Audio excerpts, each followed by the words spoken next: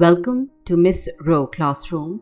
Today we'll discuss Part 2, Memories of Childhood by Bama. Before we begin, please subscribe if you find the content helpful. Your support encourages us to create quality videos. Sharing our explanations also helps reach more people. Thank you for being part of Miss Rowe Classroom's journey. Now let's continue with the explanation. The excerpt, "We too are human beings," is taken from Karakku, which was revolutionary in many ways.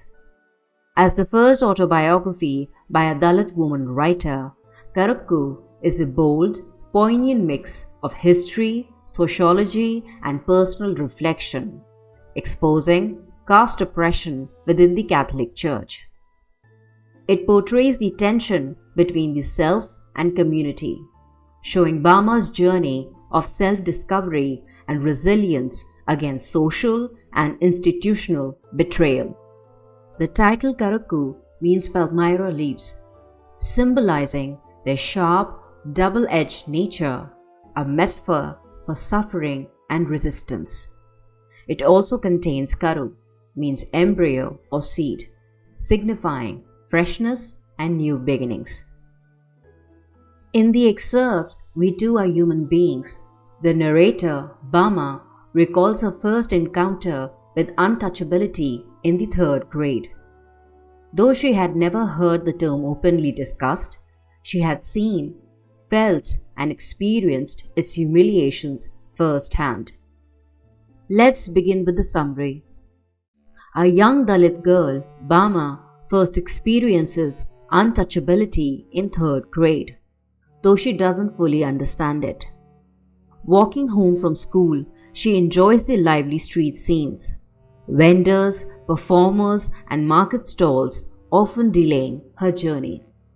One day, she sees an elder from her community carrying a food packet by its string and delivering it to a landlord without touching it.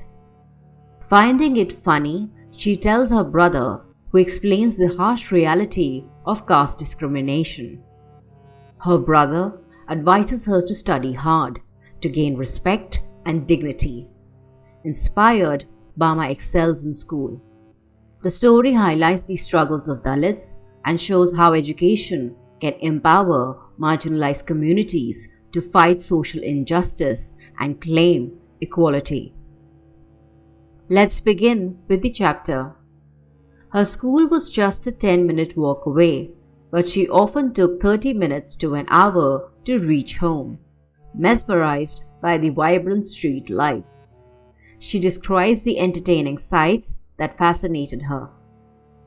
A performing monkey and a snake charmer's snake in a box, a cyclist pedaling non-stop for 3 days, motivated by rupee notes pinned to his shirt, spinning wheels, street performances, political speeches, puppet shows, and no magic, no miracle stunt acts. Vendors sell an array of sweets, snacks, fruits, palm syrup, and iced lollies. The temple, its huge bell, and pongal offerings are being prepared. The hunter gypsy sells wild lemurs in cages, clay beads, and ear-cleaning instruments. The lively bazaar scene always tethered her legs, delaying her return home. As she neared her street, she saw a threshing floor where Dalit workers were using muzzled cattle to tread out grain under the supervision of a seated landlord. She noticed an elder from her community returning from the bazaar, carrying a food packet in an unusual manner. He held the packet by its string, avoiding direct contact as though touching it would contaminate it. Amused by his comical posture, Bama found the sight hilarious and narrated it to her elder brother at home. Expecting Annan to laugh, Bama was shocked when he responded seriously. Annan explained that the elder was not being funny. He carried the food that way because upper caste people believed Dalits were untouchable. Even though the food was wrapped in a banana leaf and covered with paper, their touch was still considered polluting. This realization struck Bama deeply, turning her amusement into sadness, anger, and indignation. She felt a burning desire to break free from this unjust system, questioning, why should we have to fetch and carry for these people? Such an important elder of ours goes meekly to the shops while the landlord sits there stuffing food into his mouth. Annan shared his own experience of caste discrimination. While walking near an irrigation tank, he was questioned by a landlord's servant about his identity. The man first asked his name, then his street, intending to determine his caste. Annan emphasized that Dalits were stripped of dignity, respect, and honor simply due to their birth. He urged Bama to study hard and excel academically, stating, if we study and make progress, we can throw away these indignities. If you are always ahead in your lessons, people will come to you of their own accord and attach themselves to you. Annan's words left a deep impression on Bama, igniting a fierce determination within her. She began to study with relentless passion, devoting herself entirely to learning. As a result, she stood first in her class, earning recognition and friendships. Now let's discuss the theme of the excerpt, We Too Are Human Beings. The excerpt from Karukku by Bama explores several powerful themes. First, caste discrimination and untouchability. The core theme of the excerpt is caste-based oppression, mainly how Dalits were treated as untouchables in society. Bama's realization that an elder must carry food by a string to avoid polluting an upper caste man exposes deep-seated social inequalities.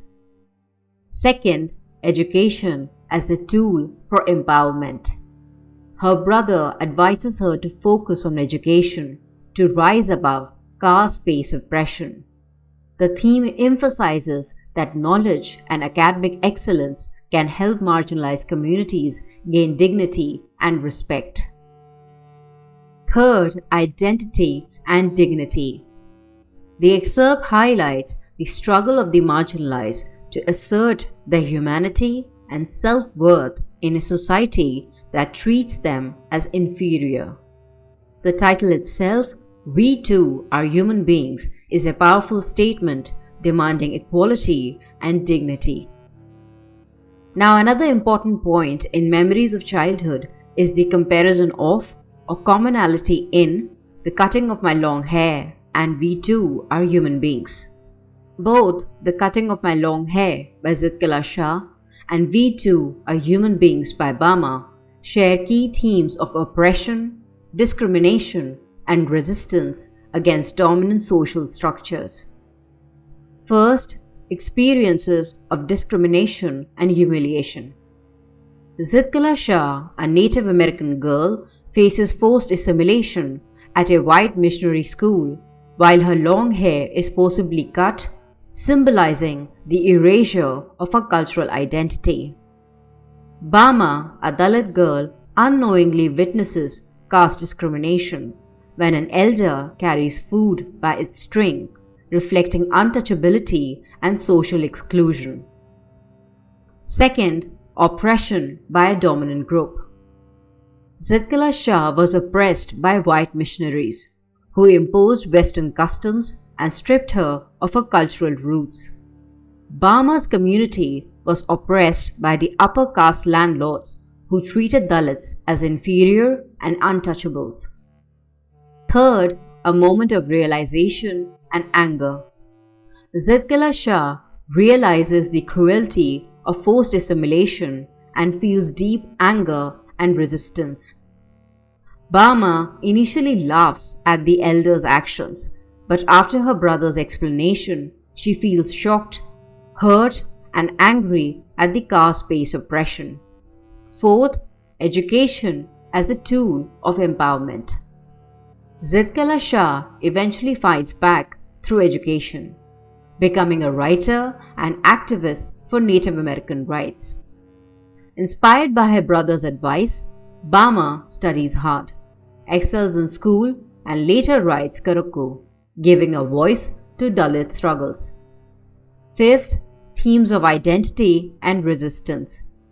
Both stories explore identity struggles, with Zitkala Shah resisting cultural erasure and Bama confronting caste oppression. Both characters choose education and writing as weapons to challenge injustice and assert their dignity and humanity.